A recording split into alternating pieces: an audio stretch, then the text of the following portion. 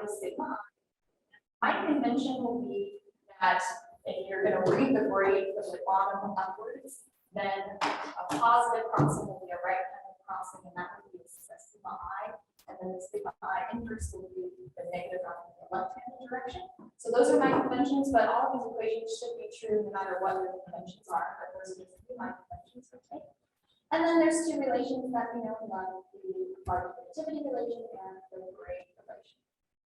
Okay, so the first sort of generalization of the classical braid I want to talk about is the virtual braid.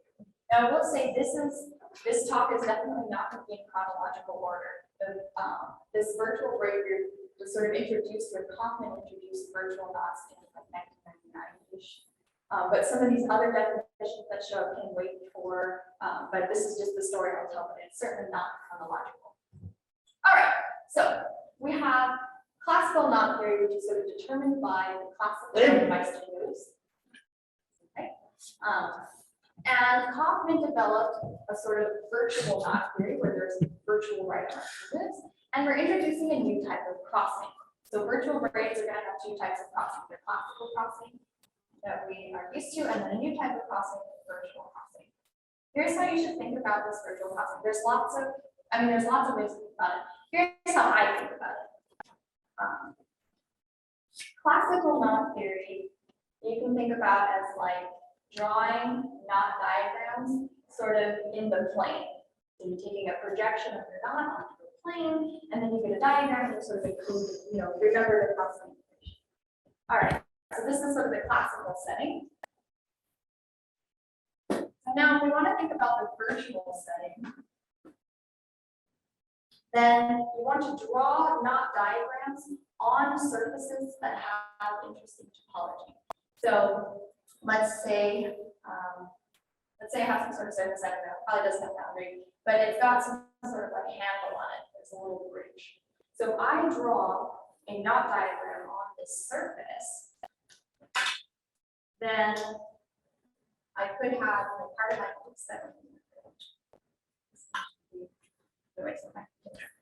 So I can have part of my knot diagram go up and over this handle, but then it can kind of come underneath the bridge. And then maybe there's a classical crossing of the knot diagram because I'm drawing the diagram on the surface. So here would be my classical crossing, but sort of what's going on right in here is what's going to be the virtual crossing. So it's a crossing that's sort of being viewed, as you're kind of looking at this knot diagram on the surface, but it's not actually a crossing of the diagram. It's sort of coming from the topology of the surface that you draw on the diagram. So from that perspective, we can see why you're going to have the virtual crossing as order 2, because what that's going to look like on the surface is you might have, let's see what's the right way to draw this. You have an arc that goes over here, and then a piece of your diagram that's sitting on the surface underneath it. So you have 2 virtual crossings right here, and then of course you could have just taken this part of your diagram and just kind of hold it off to the other side of that handle. So that's why you're seeing this sort of order 2 operation. Okay, so the sort of notable things, like I said before, you have this order 2 operation. This just looks like the braid relation, but for your virtual crossings. And then you have this new mixed relation, and that kind of tells you that you can sort of move your handle from either side of the crossing that's underneath it. This is called the mixed Breiter-Meister relation. Okay, so. Can you explain the first move? This move? Yeah. Yes, how do we do that on a handle?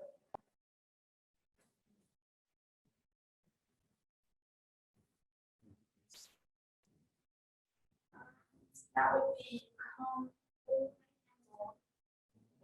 back around. Oh, that's not obvious, is it? Let's see. No. So something like this.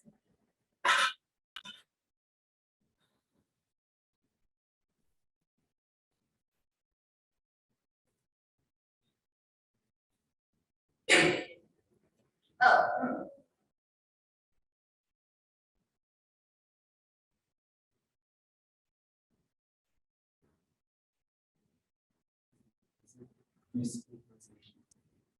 Oh, oh yeah, it'd be like removing a handle. So is it something like where you have, you're going around it? I'm not sure. I can't think of it right now. That's an excellent question. When the surface is fixed or not, are you allowed to remove or add handles to the surface, or the surface is fixed? That's also a good question. I'm not sure.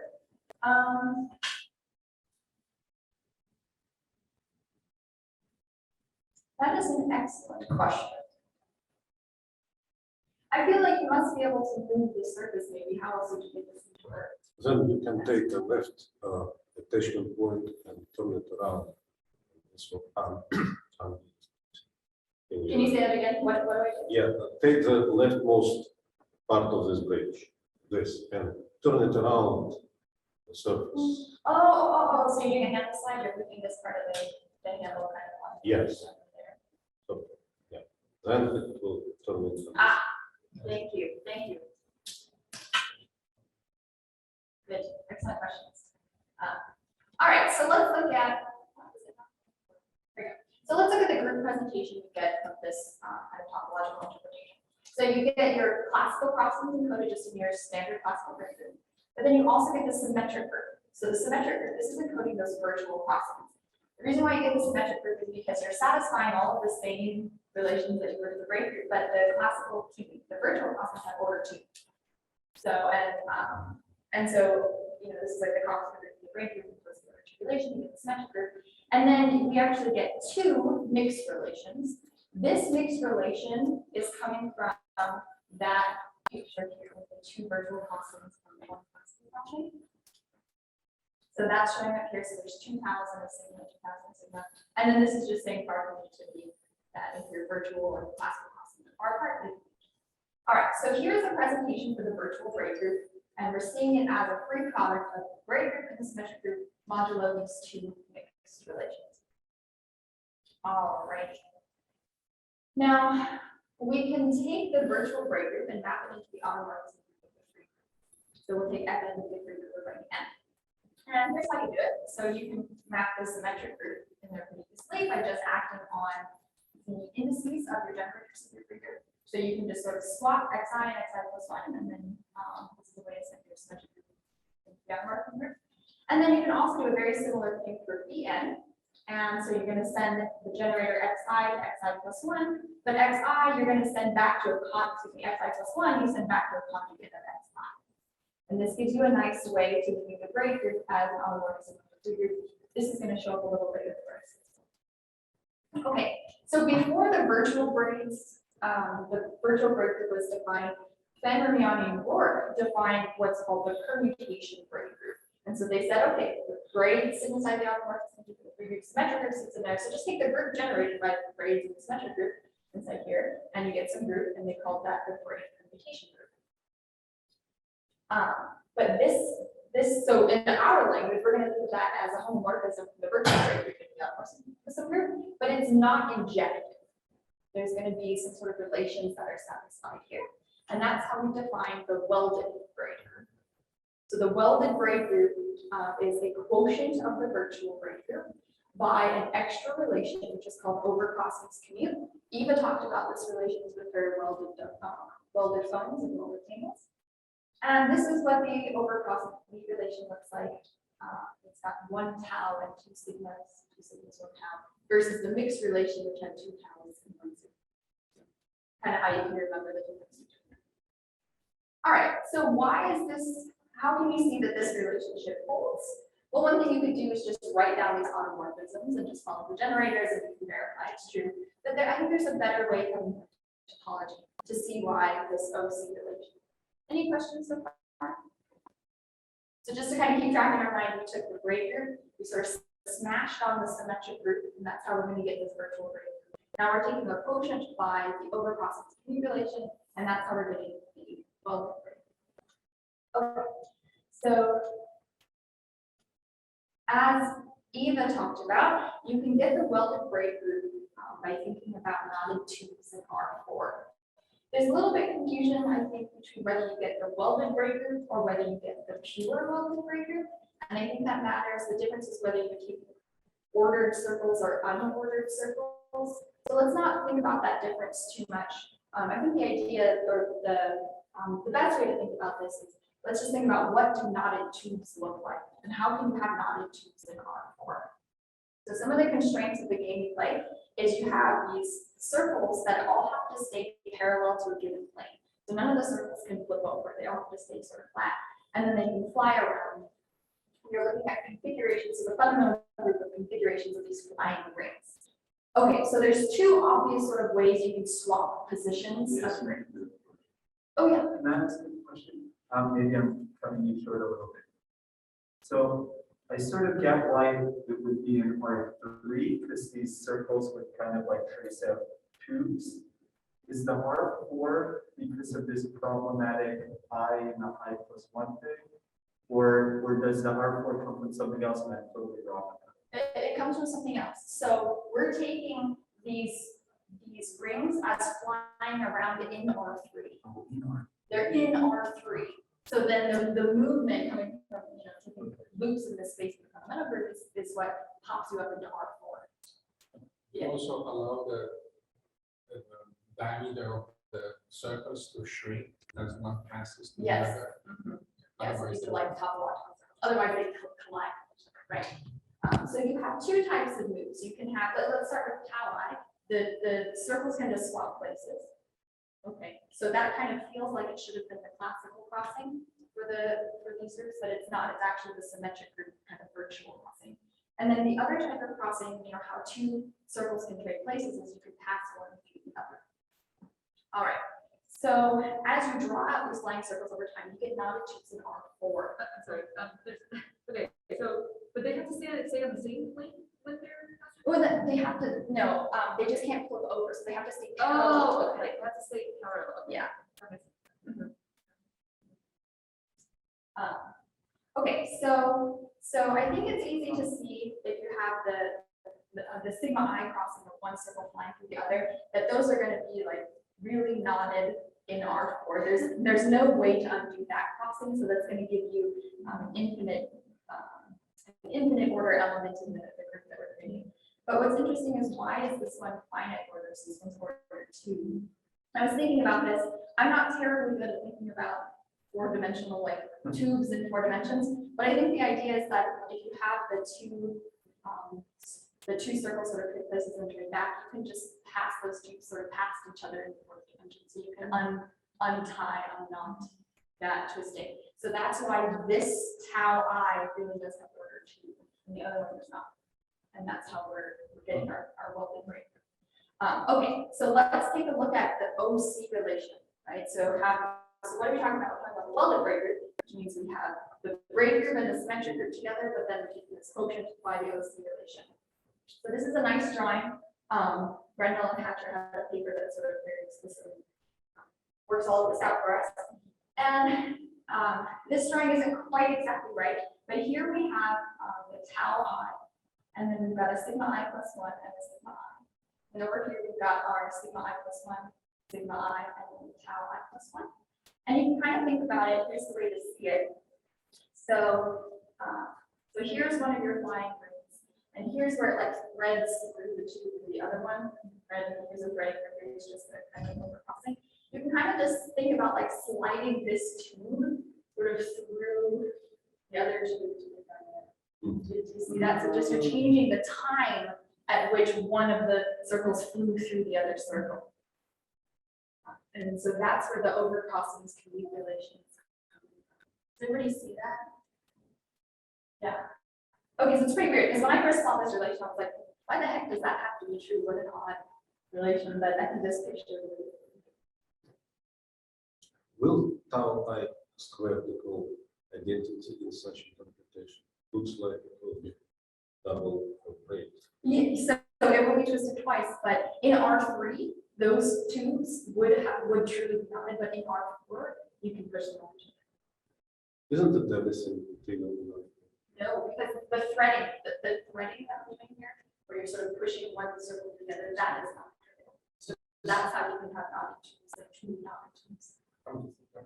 This is related to the braid trick, the belt trick, the fact that pi of SO4 is not, the belt, I right? do. The blue, something like that. Oh. It's a thought, I'm not sure. Think about Yeah, it. Maybe that would be.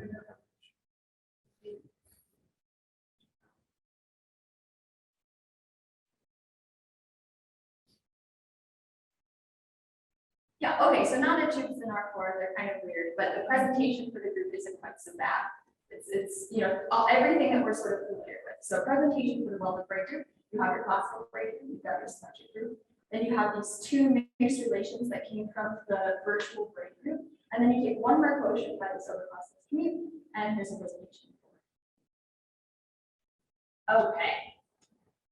So the welded braid group goes by many names, and I hope I got them right, but it's also called the loop braid group. As we saw before, it was called the braid permutation group, where you're thinking about it sitting inside morphisms of the braid group. I think it goes by another name. I've heard like motion group of circles.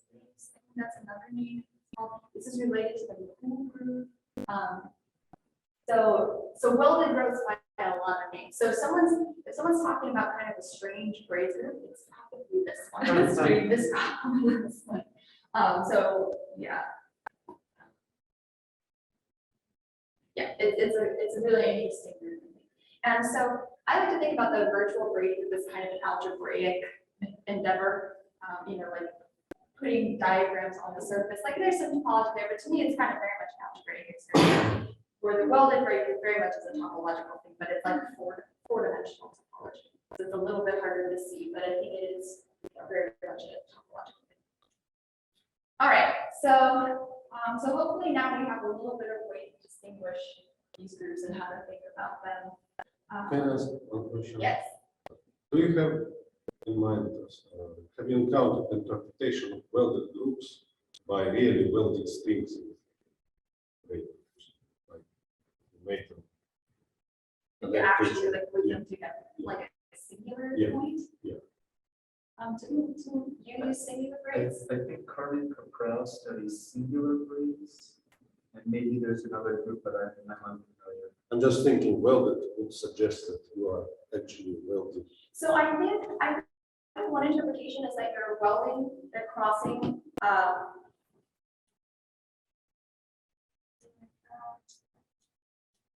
So no, that's not right. Oh, I think okay. So maybe in my convention, you're sort of welding this point to the top, so things can slide up underneath it, but nothing can sort of slide over it. Yeah, that's one way. I'm not sure, but yeah, I think there is some sort of interpretation about your welding something that is different than this.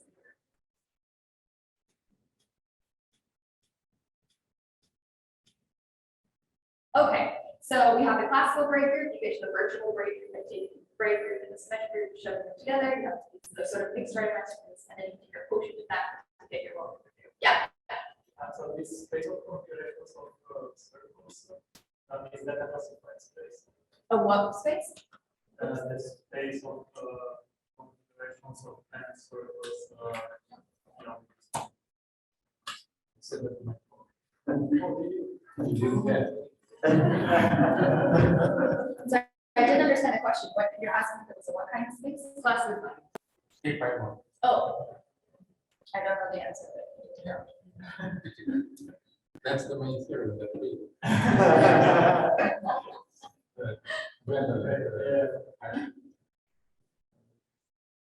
Okay, so again, before we start talking about representation theory, I just want to highlight some of the key differences between the braid group and the virtual braid group, because there are some strange differences. Okay. There we go. So they're both infinite groups, of course, right? The classical process both cases in order. But one key difference is that braid groups are torsion-free. There's no element of finite order. But in the virtual braid group, there's of course torsion because we've got this symmetric group sitting as a subgroup. For both of these groups, you have sort of the canonical projection onto the symmetric group. where you send your classical process to the transposition I-1, send classical process to the transposition, and then for the virtual braid group, you can just send tau I to tau I itself, and this gives you a classical or a canonical projection to the symmetric group. All right, so for each of these, you can find the kernel of this projection, and that's going to give you a pure subgroup inside. And in the classical scenario, you get the short exact sequence of your pure braid group happening to your braid group happening to your symmetric group, and this is not a split exact sequence. And one way you can see immediately why it can't be split is because there's no torsion inside Bn, so there's no way you can see Bn as a symmetric product of Sn.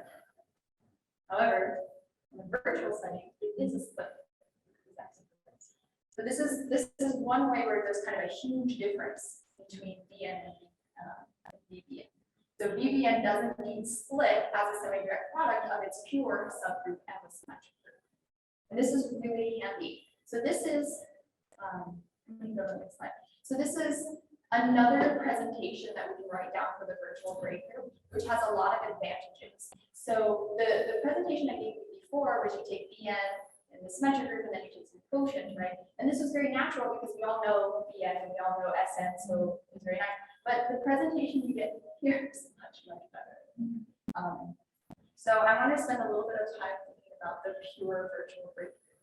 And if you were a drawer, this might be some picture, you would say there's no point in thinking about Vbn. All you really need to do is think about the pure subgroup because that's basically the bulk of everything inside the virtual braid group. That the virtual braids is just like a finite group extension of the pure subgroups. You might as well just think about the pure braids, and then everything else is going to follow the braid. So there's some different modes of thought, I think, for which presentation we should work with. But let's take a little time to think about this pure. So the presentation for the pure, this is a presentation for the pure virtual braid group, and it looks a lot like the presentation for the classical braid group. So you have these generators, instead of calling them sigma I, you call them sigma ij. They satisfy a far convolution relation, the picture is exactly the same, and they satisfy a braid relation, the picture is exactly the same. So the way to think about sigma ij is you have strands that are all named, 1, 2, 3, 4, 5, or whatever, but their name is not based on their position. So sigma ij says strand I crosses over strand j. Which is a little weird because we have to break the conventions that we're so used to about thinking about braids as sort of geographically. So here's a little kind of philosophical experiment here. We could have a mode of thought of thinking about braids geographically, which is the art and presentation that we're used to. So what does that mean? That means if a strand changes position, it changes name. So here, this was strand 3, it now became strand 2. This is actually very awkward. Right? It's nice for chopping up the braids, but it's very awkward because that's not how we think about things moving around. Like we're going to shuffle the people in the room. Christine wouldn't get a new name because she sat over there now. She'd still be Christine. Right? So this identity perspective is saying that a strand keeps its name the whole time, and then you're just telling me which strand did you cross over and in what order did you do it. And so we can draw pictures for that, but now these generators, you can think of them a little differently. They're not sort of rooted in geography anymore. And so this might not look like a pure braid to you. Right? Because in our minds, pure braids, you have to start in a position and end in the same position. But if you're keeping your name, you started with a name and ended with the same name. That's the new idea of keeping your position. You're maintaining your identity the whole time. So that's how we can see these relationships happening. So here, strand I crosses over strand j, that's sigma ij. And then strand I crosses over strand k, so that's ik. And then strand j crosses over strand k.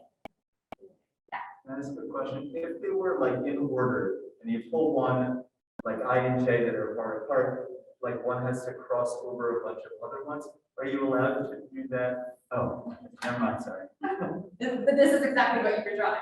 Yeah. Yeah. So Moshe was exactly on it.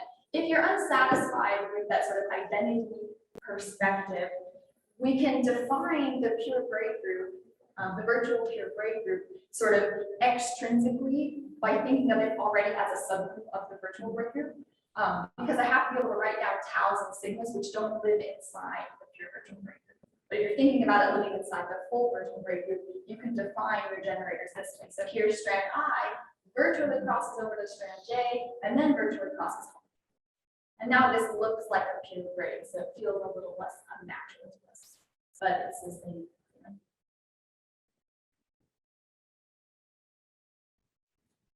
Okay, so we have kind of two competing ways to view the virtual braid group, and you can kind of choose your own adventure, which one you prefer. But I do want to talk a little bit about how you can think about the pure welded braid group. So if we're kind of going to use this perspective,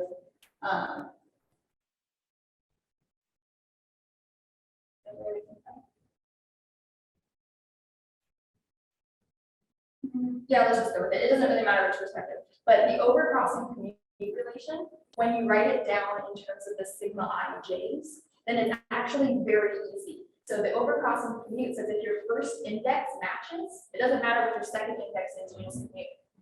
And so this gives a really nice presentation for the pure welded braid group, where you have sigma ij's that satisfy bar connectivity, the braid relation, and then if your first index is the same. Oh, it's a beautiful presentation for the pure welded braid group. All right, so here is a kind of diagram to help keep all of these things in mind. Of course, I left some of it out, and Alex had a really nice diagram in his talk that sort of showed every group and how they're related to every other group. But hopefully here's kind of the picture that, you take one thing away from my talk, maybe it's this picture. So the braid group sits inside the virtual braid group as a subgroup, but you sort of tap on the symmetric group in a nice way. Then containing as a subgroup and as a quotient, you have the pure virtual braid group. Also, oh yeah, so you have the pure virtual braid group. And then as a quotient, you get the welded braid group, so you have to quotient out by the OC relation, so none over here. Okay, then the welded braid group has as both a subgroup and a quotient, the pure welded braid group. But we could have gotten to this pure welded braid group by going to the pure virtual braid group and quotienting out by this other version of the OC relation that we saw in the last. So, because there's kind of two versions of the OC relation, depending on if you're looking for pure braids or not. And then this diagram. Do you understand the difference between virtual and welded? Yep, so the OC relation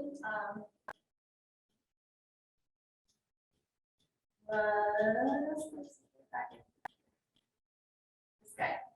So it looks a lot like the mixed relation, but instead of having two counts, you've got two sigmas. And you can rearrange these so they look a little similar. Yeah. Okay, so let's get to some representation theory, because I promised to tell you about some. All right, so representations in the classical braid group, as we all know, is a super rich field. And part of the reason for that is because you can think about the braid group in so many different ways that you can construct representations of the braid group in so many different ways. And so you're going to get lots of representations, and from those you can do lots of very interesting things. In particular, you can compute a lot of knot invariance.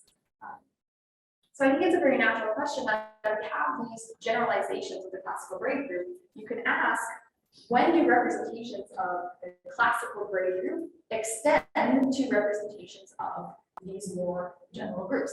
And in particular, because if we want to now find knot invariance for virtual knots, right, or for welded knots, then they could come from a representation of the virtual welded braid group in sort of the same way that we define invariance in the classical braid group. So we want to ask, when does a representation extend? So if we already start with a classical representation, yeah. When is there a representation of VBN or maybe the welded braid group that restricts down to the representation that we gave?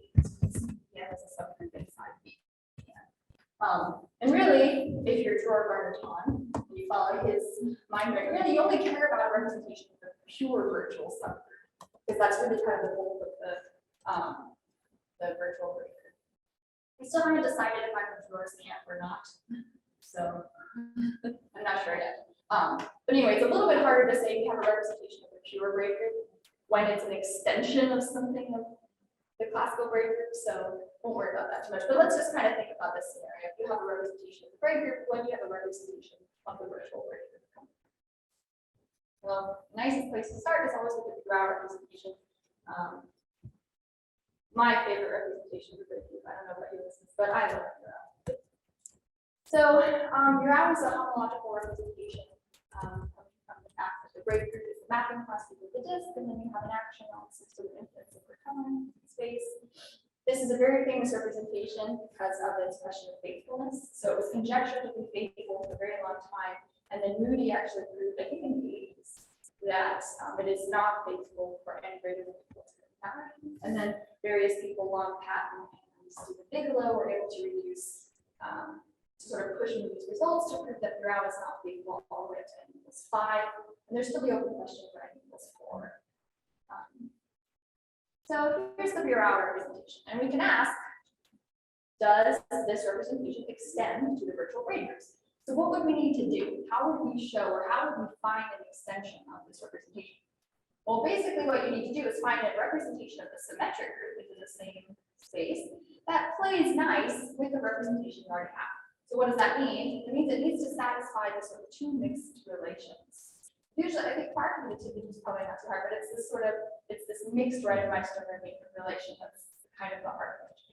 But all we have to do is come up with a representation of the symmetric group and then check if these relations happen. And your representation extends. Sorry, that's kind of small. But here, if your representation has a parameter t, if you evaluate t at 1, you get a representation of the symmetric group. And it turns out that this representation plays nice with the original representation we started with. So we get a representation of the virtual group. So this was a question that came up for me like in the last 2 days. Whether you can do this trick for every algebra representation of the group, so any geometry representation, because they all have the property that if you evaluate t at 1, you get a representation of the symmetric group. And I think the answer is no. I think there's something special happening for Grau, or why these two guys play nice, but I wasn't able to prove it concretely either way. But I think that's a nice question to think about, because you have, you're given this representation of the braid group, and you have this obvious representation of the symmetric group that's related to it, just hanging around.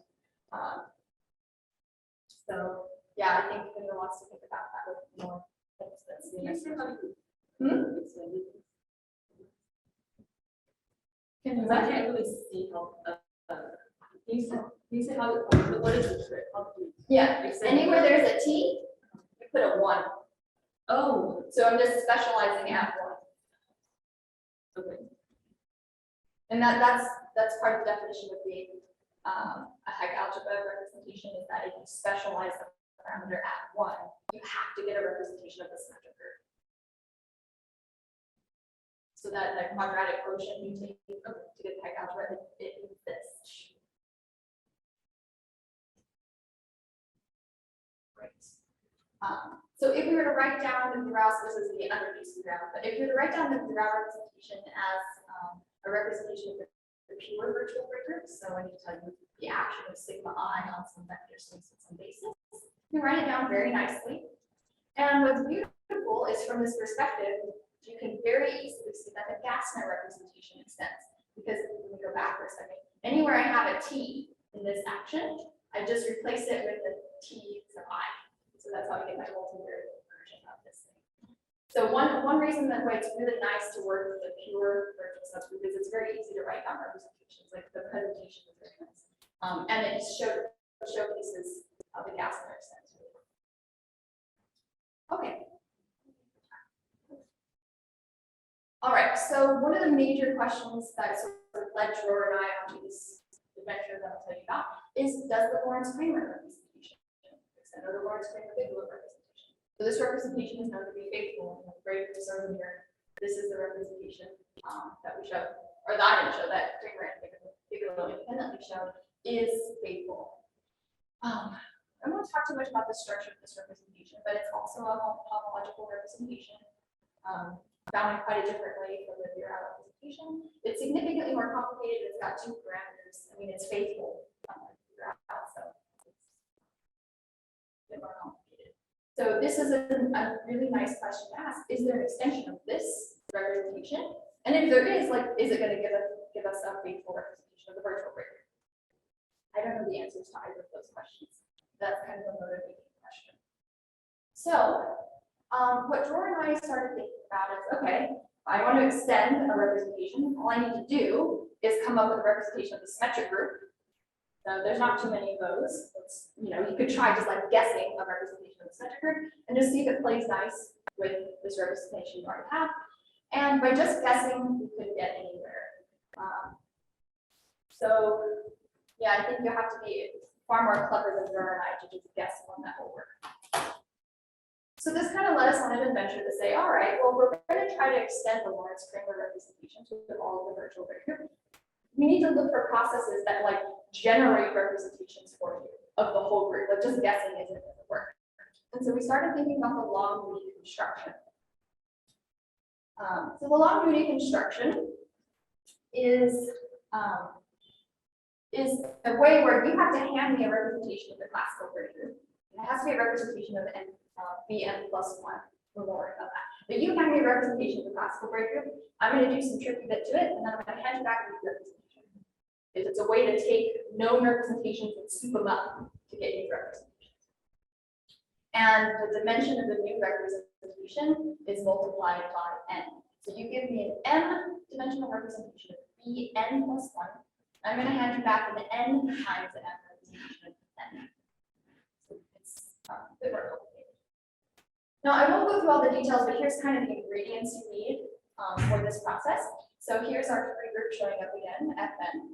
As we saw before when we were developing the welded breaker, Bn it sits inside the automorphism group of the free group. So you can kind of do this swap-and-receive with the generators. All right. Now, sitting inside Fn, well, actually QFn, is an augmentation ideal.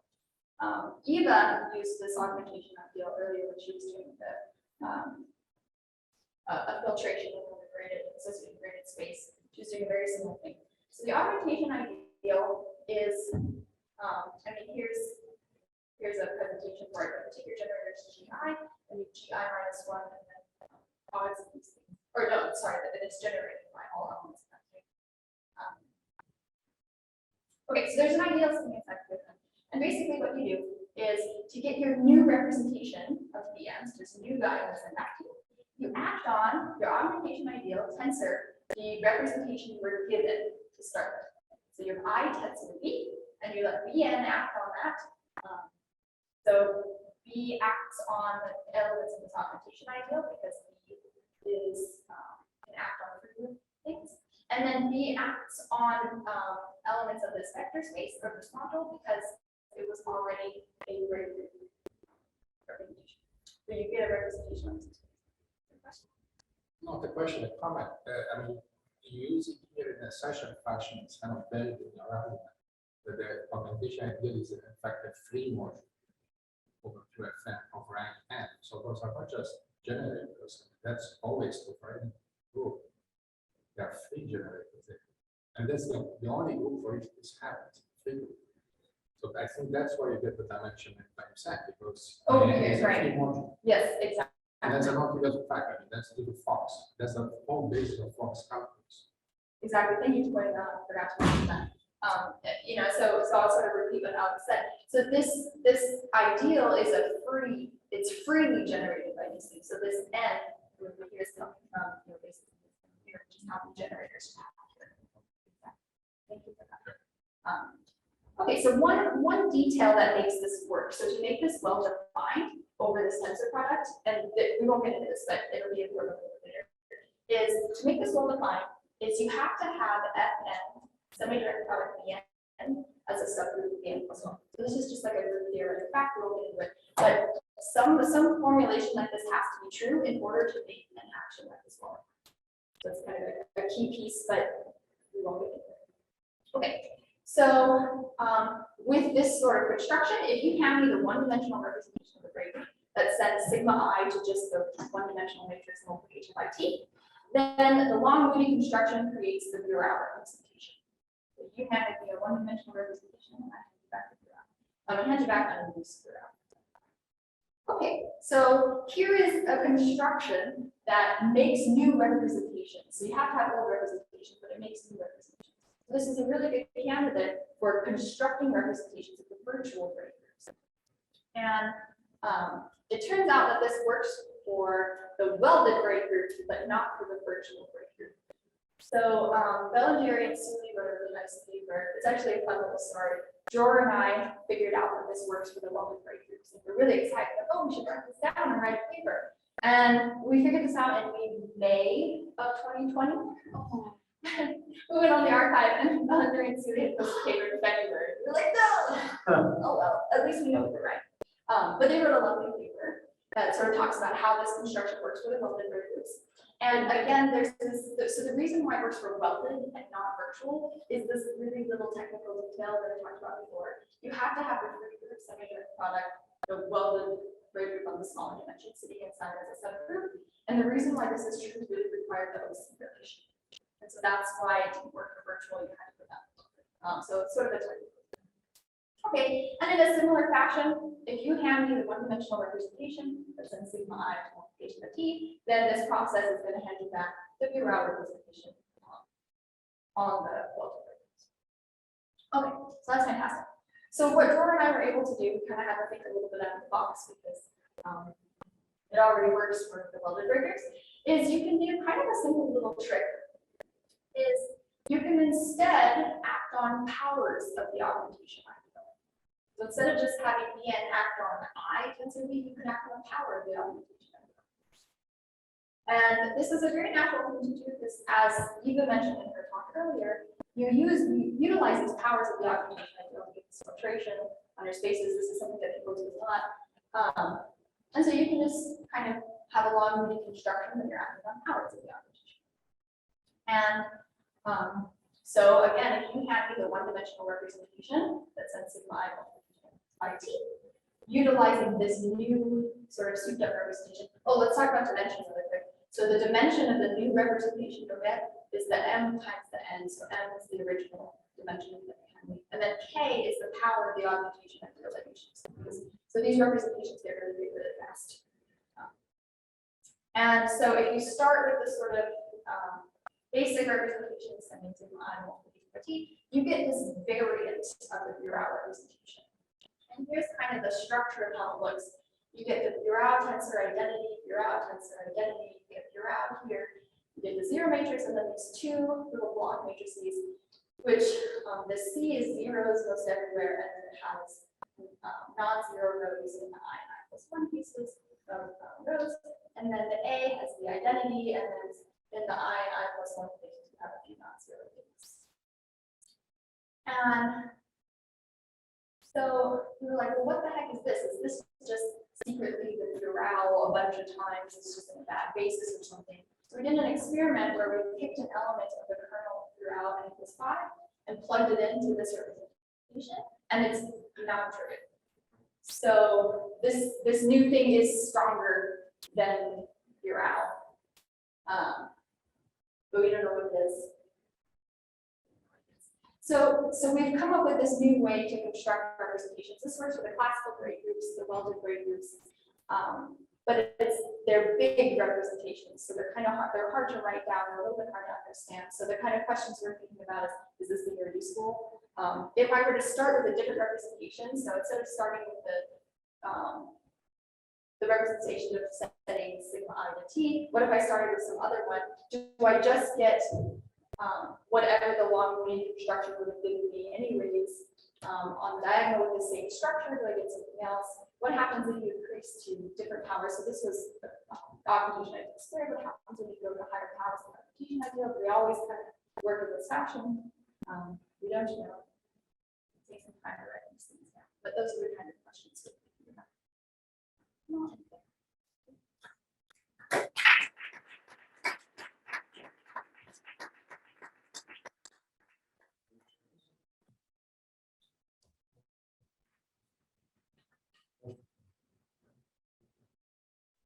You mentioned in one of the diagrams there was some thin groups there. What is it about? Oh, in my dissertation, I was looking at the structure of the images of specializations of the blue hour representation and other general representations. And you can construct, you can sort of, if you pick the specialization carefully, you can say that the image is in a discrete group, and it's, you think that they're arithmetic groups. So thin in the sense of input. And then that's, yeah, and I think that other people have shown through different specializations that you can get arithmetic, you can make the image of the graph representation in arithmetic group. There's all sorts of properties about the structure of the image. Arithmetic is not simple. Right, but I mean, sort of those types of properties, thinking about lattices, thin groups, arithmetic groups. Structure.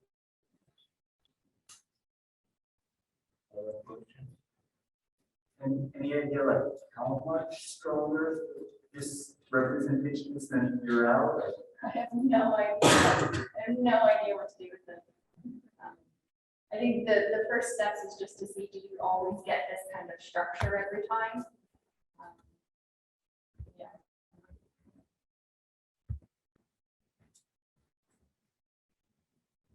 Or the same answer.